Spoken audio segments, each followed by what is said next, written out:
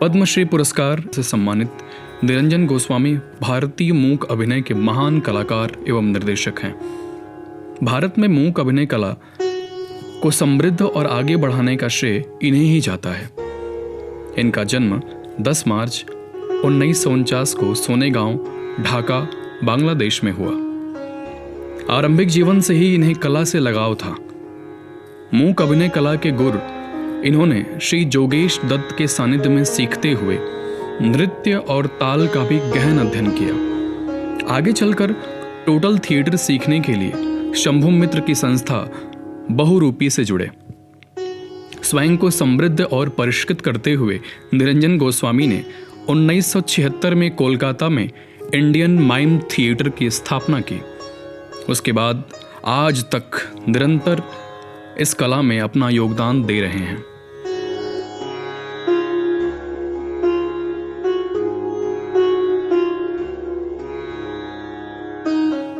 भारत के साथ विदेशों में जैसे Germany, England, France, America, Korea, Colombia, China आदि देशों और शहरों में अनेक प्रदर्शन तथा कार्यशालाओं का निर्देशन एवं संचालन करते आ रहे हैं।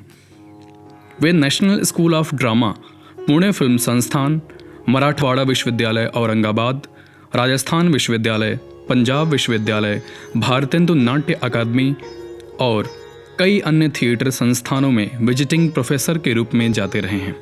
इनके द्वारा निर्देशित प्रसिद्ध मूकाभिनय नाटक सोनार गाय मेय, की ऑफ हैप्पीनेस, रूटलेस, दिल labour, Natun जीवनेर, king of mask आदि हैं।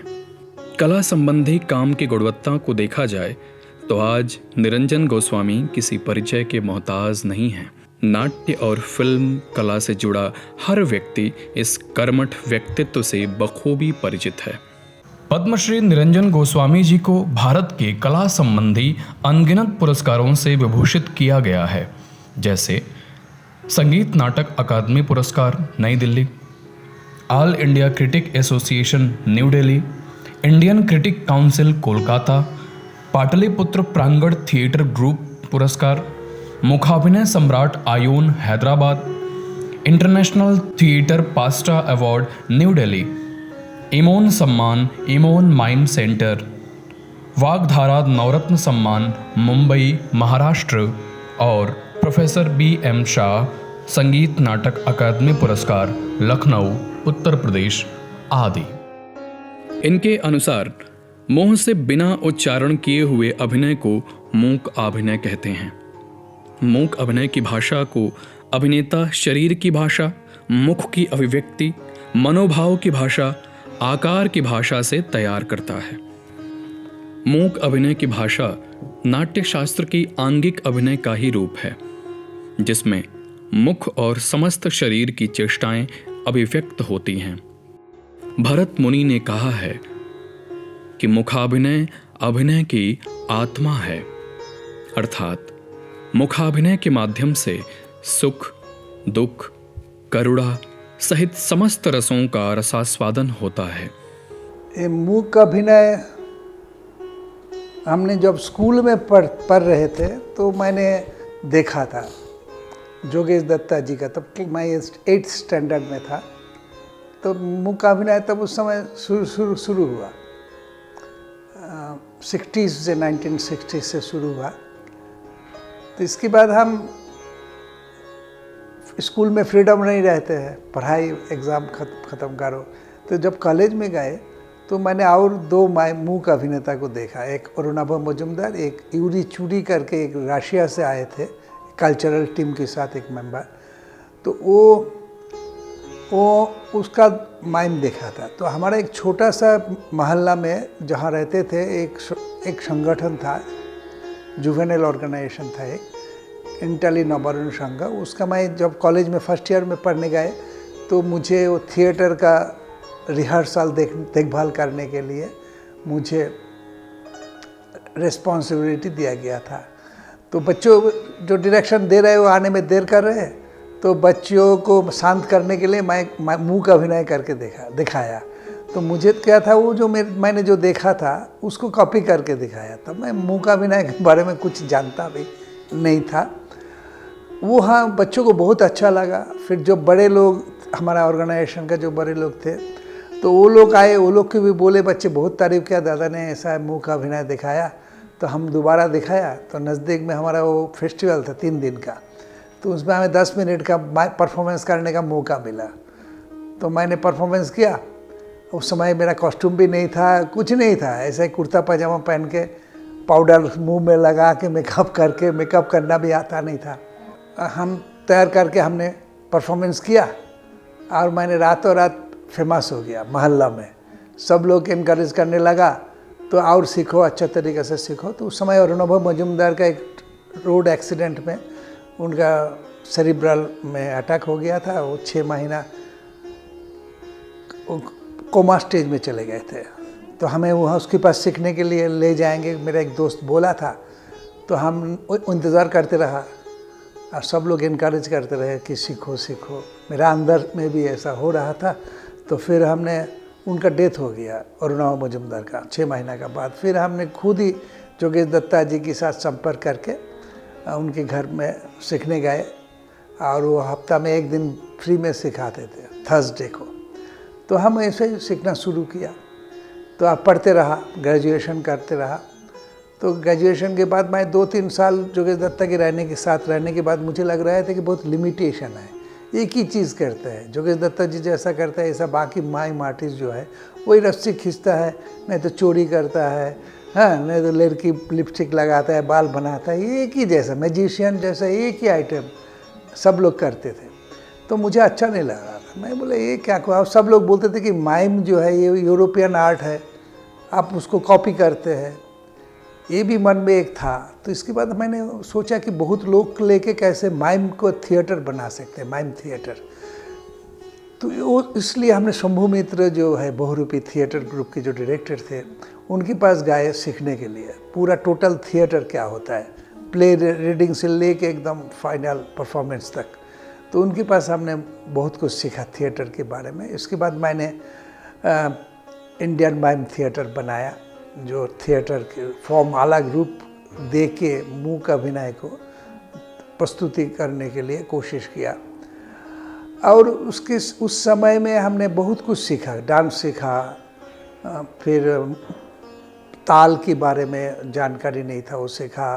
फिर रविंद्र भारती में पढ़ने गए, थ्योरी मेरा कम था, तो रविंद्र भारती में पढ़ने गए, मास्टर डिग्री किया थिएटर में, एक्टिंग डायरेक्शन स्पेशलाइजेशन था मेरा। तो इसके बाद मैं स्कॉलरशिप भी पहला मुँह का अभिनय में मुझे ही मिला मिनिस्ट्री ऑफ कल्चर से। पहले हमें ऐसा लिखने पड़ा फील्ड थिएटर एक्टिंग, और उसके साथ में ब्रैकेट में लिखा माइम। उस समय माइम कोई जानता भी नहीं था, ठीक तरीक़े से करते भी नहीं थे। तो हमने ऐसा पहले बार हमें मिल गया। तो हमने तब डिसीजन लिया कि मैं इसे माइम ही करूँगा और कुछ नहीं करूँगा। तो बाद में फिर भी मुझे माइम फिल्म के भी चांस आया था, थिएटर में इधर उधर करने के भी लिए रिक्वेस्ट किया था, तो मैंने नहीं गया, मैं सिर्फ माइम ही किया।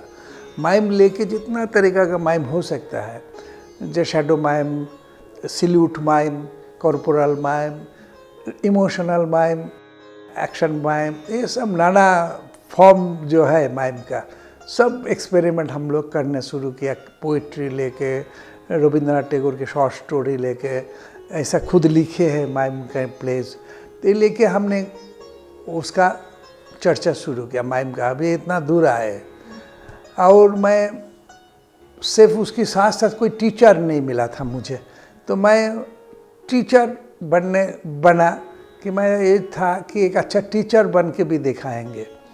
तो मैं अपना मेथड तैयार किया। मैं जब इंडियन माइम थिएटर शुरू किया तो वहाँ एक्टर जो आते थे, ऐसा तो किसी का ट्रेनिंग नहीं था, तो नए बच्चों को लेके मैंने उसको ट्रेनिंग देना शुरू किया। तो अपना एक मेथड बनाया था, धीरे धीरे छोटा छोटा करके प्राणायाम करना चाहिए, बॉडी को प्रिपरेशन करने के लिए एकदम पाँव से सिर तक सारे एक्सरसाइज, ये सब मैं जब पढ़ने गया यूनिवर्सिटी में तब मुझे नाट्यशास्त्र मिला। तो उससे पता चला कि ये हमारा इंडियन आर्ट है, क्या लोकधर्मी अभिनय जो है वो पूरा माइम का टेक्निक है। अभी पूरा विश्व में जो लोग करते हैं नाट्यधर्मी अभिनय का, वो सारे वो माइम का टेक्निक्स है। तो मैं इस तरह से धीरे धीरे करते करते फिर मैंने पहला पुणे फिल्म इंस्टीट्यूट में वर्कशॉप किया, NSD में किया। ऐसे जितनी सारे यूनिवर्सिटी डिपार्टमेंट्स है उसमें हमने वर्कशॉप करना शुरू किया। परफॉर्मेंस के साथ साथ इंडियन माइम थिएटर का जो नया नया परफॉर्मेंस होते हैं उसके साथ साथ आप सिखाना भी शुरू किया। तो सिखाते सिखाते अभी इतना दूर आए, चल के आए और अपना इंस्टीट्यूट बनाया। बच्चे पढ़ने आते हैं। अभी 1 साल का है, पोस्ट ग्रेजुएशन डिप्लोमा है, कोर्स है, ग्रेजुएशन करके आते हैं। अब पूरा नाट्यशास्त्र बेस्ड है हमारा जो सिलेबस है, और सुबह से रात तक 6 बजे से रात को 8 बजे तक क्लास होते हैं। ऐसा कभी कभी संडे में भी क्लास होते हैं, बच्चे करते हैं। तो इस तरह से ये है जहाँ जिस इंस्टीट्यूट में घंटा नहीं बजता है, गुरुकुल सिस्टम जैसा है। हाँ, बच्चे आपसे आप क्लास में आते हैं, प्रैक्टिस करते हैं, तैयार करता है, अच्छा लगता है। इसका बीच में मैंने माइम के लिए बहुत कुछ किया, जैसा रीजनल स्टेट लेवल फेस्टिवल शुरू किया 1984 में 10 साल किया पूरा। इसके बीच में हमने रीजनल भी किया, असम से, उड़ीसा से, बिहार से, सब कौन कौन करता है ढूंढ ढूंढ के लेके फिर रीजनल फेस्टिवल। इसके बाद हमने नेशनल लेवल फेस्टिवल शुरू किया। इसके बाद बीच में हमने बच्चों के साथ बहुत काम किया, थिएटर एक्टिविटीज़, जो चिल्ड्रन थिएटर एक्टिविटीज़ समार में, तो वो भी हमने 10 साल लगातार किए हैं। पहले जब हम शुरू किया था तो थिएटर की जो थिएटर करते हैं वो बोलते छोटे मोटे कला है, माइम, मुँह का अभिनय, पार्ट ऑफ एक्टिंग। तो अभी सब लोग का ऐसा हो गया कि माइम एकदम इम्पॉर्टेंट कला है, जो सीख के आओ, मुँह का अभिनय नहीं कर पाओगे तो एक्टिंग नहीं कर पाओगे। इस जगह पे हमने लेके आए। तो इसके लिए हमें बहुत कुछ उसके लेक्चर डेमोन्स्ट्रेशन दिया, समझाया, बहुत लोगों के साथ इंटरेक्शन किए हैं। जैसा कि हम बोलते थे, देखो आंगिक अभिनय पहला है, इसके बाद बाचिक। ऐसा नहीं है कि बाचिक पहले दे दिया बाद में आंगिक, ऐसा नहीं हुआ। आंगिक अभिनय मतलब पहले आंगिक अभिनय होगा, जो मुँह का अभिनय का पार्ट है। और मुँह का अभिनय में मैं जैसा बोलता हूँ कि मुँह का अभिनय में जो है, हम डायलॉग बोलते हैं, अंदर में बोलते हैं, अभ्यंतरीण, बाहर नहीं निकालते हैं, दर्शक नहीं सुनते हैं, लेकिन हम बोलते हैं। नहीं बोलेंगे तो हमारा एक्शन सही नहीं होगा। हम किसी को बोलेंगे, एक थप्पड़ मारेंगे तो हमें मन में वो बोलने पड़ेगा, नहीं तो मैकेनिकल हो जाएगा, मैकेनिकल हो जाएगा। तो हम जब बोलेंगे, एक थप्पड़ मारेंगे, तब मेरा आँख ऐसा बड़ा होगा, गति आएगा, ठीक है ना। तब ऐसा बाची का अभिनय हमें साथ साथ बोलते रहते हैं, लेकिन वो बाहर हम नहीं लेके आते हैं। हाँ, लोग सोचते हैं मुँह का अभिनय में बाची का अभिनय कैसे आ जाता है। बाची मन में बोलने पड़ता है, नहीं तो ठीक नहीं होगा। ये मैं जब नाट्यशास्त्र पढ़ा, जैसा हमने समझा, बस तरह से हमने धीरे धीरे अडॉप्ट किए हैं। हम उसके मेरा ट्रेनिंग मेथड में वो सबको लेके आए हैं। देखो, एक तो है तुम्हारा पूरा शरीर से हम अभिनय करते हैं, गले से अभिनय नहीं होता है। तो पूरा शरीर को तुम्हें तैयार करना है। बहुत सारे एक्सरसाइजेज है, जो एक्सरसाइज करके तुम्हें शरीर को तैयार करने पड़ेगा। ये शरीर, ये मन तुम नहीं हो, ये तुम्हारा शरीर है, तुम्हारा मन है। तो मन के बारे में भी एक्टर को पता होना चाहिए, शरीर के बारे में पता होना चाहिए, और दोनों पे एक्टर का दखल रहना चाहिए, कमांड रहना चाहिए कि जो मैं बोलूँगा तुम्हें सुनने पड़ेगा, सुनने होगा। तभी एक एक्टर जो है वो पूरा एक्टिंग कर पाते हैं। तो ये हमने वो ट्रेनिंग उस तरह से हमने मेथड जो बनाया, उस तरह से हम ट्रेनिंग देते हैं। फिजिकल ट्रेनिंग है, मेंटल ट्रेनिंग है। इसके बाद दोनों मिला के कुछ इम्प्रोवाइजेशन करते हैं। तात्क्षणिक जो अभिनय होता है वो इम्प्रोवाइजेशन हम कराते हैं धीरे धीरे धीरे धीरे। और बच्चों को मैं बोलता हूँ, देखो गुस्सा जो है, प्यार है, गुस्सा है, सब कुछ तुम्हारा आँखों में होना चाहिए। आँखों में नहीं होगा तो सच नहीं होता है। तो जो बोल रहे हो वो सच होना चाहिए, सच नहीं होगा तो अच्छा नहीं लगेगा। इस तरह से धीरे धीरे जो उसका जो फिलोसॉफी जो है, हम बात करते हैं फिर भी माइम क्यों करते हैं, बोलना आता है हमें, फिर माइम क्यों करते हैं। तो माइम एक कला के रूप में ऐसा है कि बिना बोल के भी, जब मेरी भाषा नहीं था, हाँ, जब भाषा डेवलप नहीं हुआ था, हमारा कंट्री मल्टीलिंगुअल कंट्री है, हम अभी भी एक राज्य से दूसरे राज्यों पे जाते हैं तो भाषा का प्रॉब्लम होता है। हाँ, हम साउथ में जाते हैं तो और एक कुछ समझ में नहीं आता है, तो वहाँ भी हमें माइम का जो भाषा है, लैंग्वेज जो है, साइन लैंग्वेज, बॉडी लैंग्वेज, ये देख के हमने कम्युनिकेट कर पाते हैं। माइम इज़ द, मुंह का अभिनय is the one of the best communication in our country, multilingual country. हाँ, तो इसलिए हमने जब शुरू किया था, मैं बोला देखो हमारा सीमित है कला, हमारा ऑडियंस भी कम है, हजारों लोग नहीं देख पाएंगे मेरा परफॉर्मेंस, कम लोग देखते हैं, लेकिन हमारा मार्केट बहुत बड़ा है, ईस्ट वेस्ट नॉर्थ साउथ जहाँ पे जाओ, बाहर में भी जाओ, हमारा कला को सब लोग कदर करेगा। तो हम जब शुरू किया था, मैं इस तरह से सोचा था कि हम छोटा है, परिधि भी छोटा है, लेकिन हम बड़ा परिधि, पूरा हिंदुस्तान जोड़ के हम अपना कला को प्रदर्शन कर सकते हैं। अब मैं जब थिएटर डिपार्टमेंट में पढ़ाने आता हूँ, ये मुंह का अभिनय तुम क्यों सीखोगे? हम बोले देखो इसलिए सीखोगे कि जब तुम मंच पे हो, तुम्हारे पास डायलॉग नहीं दिया प्ले राइट ने, 10 मिनट तुम्हें मंच पे रहना है, कोई डायलॉग नहीं है, तब तुम क्या करोगे? मुंह का अभिनय करोगे। आप डायलॉग बोलते हैं, उसके साथ भी जेस्चर पोस्चर एक्सप्रेशन करते हैं। जब आप डायलॉग सुनते हैं, दूसरे को एक्टर बोलते हैं, तब आप क्या करते हैं? मुंह का अभिनय करते हैं। तो इसलिए मुंह का अभिनय आपको सीखना बहुत ज़रूरी है। Reacting is acting. आप रिएक्ट ठीक मत नहीं करोगे तो आपका एक्टिंग अच्छा नहीं लगेगा। तो इसलिए मुंह का अभिनय अनिवार्य है सीखना। हाँ, अभिनय तो कोई भी, स्ट्रीट थिएटर हो, स्टेज का रंगमंच का थिएटर हो, एक्टिंग जैसा होता है, प्रोसेनियम थिएटर में, टीवी में हो, फिल्म में हो, अभिनय अभिनय ही है। वो हर जगह में, अभी फिल्म वाले भी करते हैं, बोले यहाँ माइम कर दो, बोलना शुरू कर दिया जी, हम इस पोर्शन माइम करो। हाँ, पहले ऐसा नहीं था। हाँ, तो इस तरह से अभी धीरे धीरे सब होगा। इसके अलावा भी हम लोग सोशल एक्टिविटीज़ भी बहुत किया, ड्रग के ऊपर अवेयरनेस, जैसा पथ नाटक होता है, ऐसा हमारा स्ट्रीट माइम भी किया अवेयरनेस के लिए, एट्रोसिटीज़ ऑन वुमेन पर किया, एजुकेशन पर किया, फिर एड्स के ऊपर भी किया, कुछ ऐसा अवेयरनेस प्रोग्राम भी किया सोसाइटी के लिए।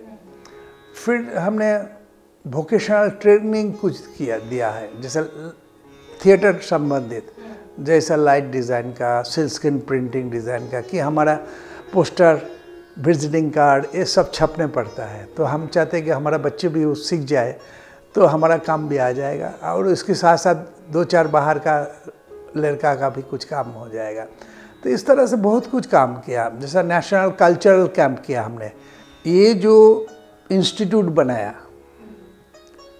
ये मुंह का अभिनय सीखने के लिए लोग आते हैं, मेरे पास सीखने के लिए आते हैं। तो मैं इतना सालों का जो टीचिंग का जो अनुभव है, तो ये बच्चों किसी न किसी उनका डायरेक्टर को पूछता है कहाँ जाएंगे, तो सब लोग बोलते निरंजन जी के पास जाओ, निरंजन जी के पास सीख के आओ, उसका इंस्टीट्यूशन में जाओ। शुरू से ही ऐसा हुआ, शुरू से ही हमारा इंस्टीट्यूट इंटरनेशनल इंस्टीट्यूट हो गया। मेरा हर साल में 1-2 तो नया प्रोडक्शन हो गए। सारे वो पोइट्री, जैसा फिलोसॉफिकल आइडिया लेके भी हम किए हैं। जैसा एक है हमारा सुखेर चाबी, की टू हैप्पीनेस। ये जो मटेरियलिस्टिक हैप्पीनेस जो है, ये अंतहीन है। आपको ब्लैक टीवी था, काला टीवी हो गया, आपको एलईडी चाहिए, ठीक है ना। आपको मोबाइल, ऐसा ऑर्डिनरी मोबाइल था, अभी तो एंड्रॉयड बड़ा मोबाइल है, मोबाइल ये नहीं होने से नहीं होगा। तो ये जो है, ये अंतहीन है। तो ऐसा हमने पूरा सिंबॉलिक दिखाया कि एक दरवाज़ा है जिसके अंदर सारे सुख है, ऐसा हम सोचते हैं। हाँ, और उसके अंदर घुसाते हैं, एक लड़का एक लड़की को, हस्बैंड वाइफ आप समझ सकते हैं। वो लोग घुसा दिया और कुछ नहीं है, साधन नहीं है अंदर में। अभी वो लोग जाके बोलते हैं मुझे ये चाहिए वो चाहिए वो चाहिए, वाइफ बोलते हैं तो हस्बैंड उसको बोलते हैं देखते हैं हम कैसे ले आए, वो सब स्टाइलाइज्ड प्रोडक्ट फॉर्म में किया है। ये कहानी हमने लिया है उपनिषद से। ये याज्ञवल्क्य जो ऋषि था उसका 2 बीवी था, मैत्रेय और कात्यायनी।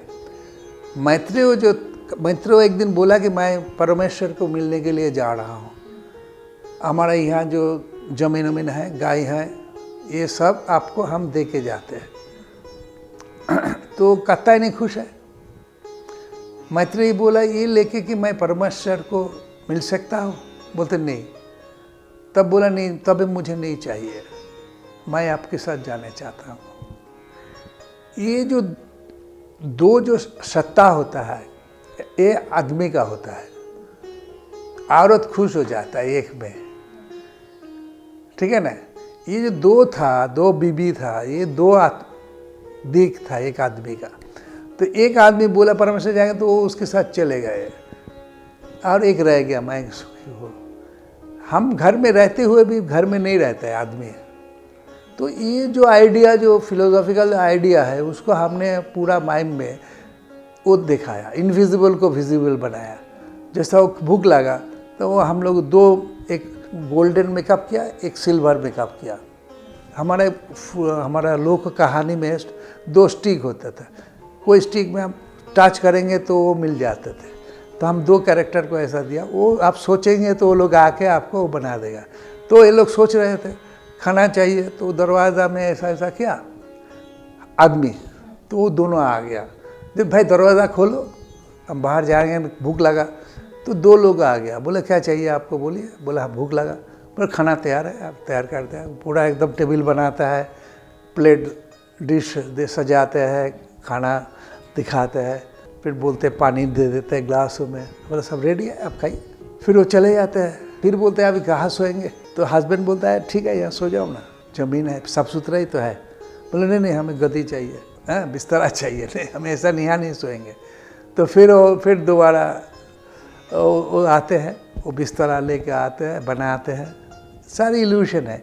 वो बनाते हैं, बना के पिलो उलो देखते हैं, वो बीबी को बुलाते हैं आप सो जाओ इधर, फिर जाके सो जाता है। हस्बैंड को भी बोलते हैं आओ ना बहुत सुंदर है, ठीक है ना। तो इस तरह से फिर वो पूछता है, बीबी बोलता है जाओ ना चाबी, दरवाज़ा का चाबी मांगो। वो लोग बोलते हैं हमारे दरवाज़ा का चाबी नहीं है मेरे पास, हम लोगों के पास, आप क्या चाहिए बोलिए हम दे देंगे। तो वो पहले चले जाता है। फिर सुबह आता है तो चाय तो ना, और बीच बीच में हम वो दिखाते हैं कि वो पर्दा का पीछे बहुत सारे कैरेक्टर्स हैं, उसकी बॉडी में प्लस माइनस इनटू डिवीजन ये सब सिंबल लगा हुआ है। हम हिसाब करते हैं क्या पाया क्या नहीं पाया जीवन का में, तो वो लोग सिंबल ढूंढते हैं। वो गलत चाबी निकालता है, दरवाज़ा खुलता नहीं है उन लोगों को। तो ऐसा भी शुरू में दिखाया, बीच में भी दिखाया और एंड में भी दिखाया, जहाँ एंड होता है। तो इस तरह से का एक फिलोसॉफिकल आइडियाज़ को हम लोग किया है। दर्शक समझा, अच्छा भी लगा। हम दिल्ली में एक फेस्टिवल में भी, नेशनल फेस्टिवल में भी किया था, हाँ लोगों को अच्छा लगा। तो इस तरह धीरे धीरे हमें इनकरेज मिला, बहुत ऐसा किया। नाटक जो होता है समाज की दर्पण है।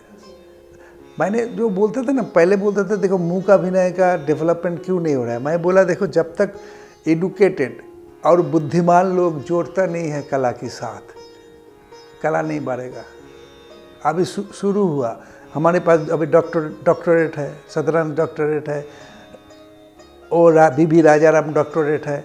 ये सब पढ़ा लिखा, सारे पढ़ा लिखा है, एमए किया है, मधुसूदन सेंट्रल यूनिवर्सिटी से एमए किया है। तो ये सब पढ़ा लिखा आदमी जुड़े हैं। तो धीरे धीरे नया सोच आ रहे हैं। और हर फेस्टिवल में हम लोग वही चर्चा करते हैं कि किसको सब्जेक्ट को कैसे हम चुने, किसे और डेवलप करें, हाँ हम उसको टोटल थिएटर कैसे बनाएं, लाइट सेट मेकअप कॉस्ट्यूम सब लेके एक जैसा थिएटर ट्रिकल फॉर्म होता है, ऐसा कैसे हम करें, ये चर्चा चल रहा है। अभी पहले बार एक खुशी की बात है, पहले बार संगीत नाटक अकेडमी मणिपुर में एक फेस्टिवल किया है।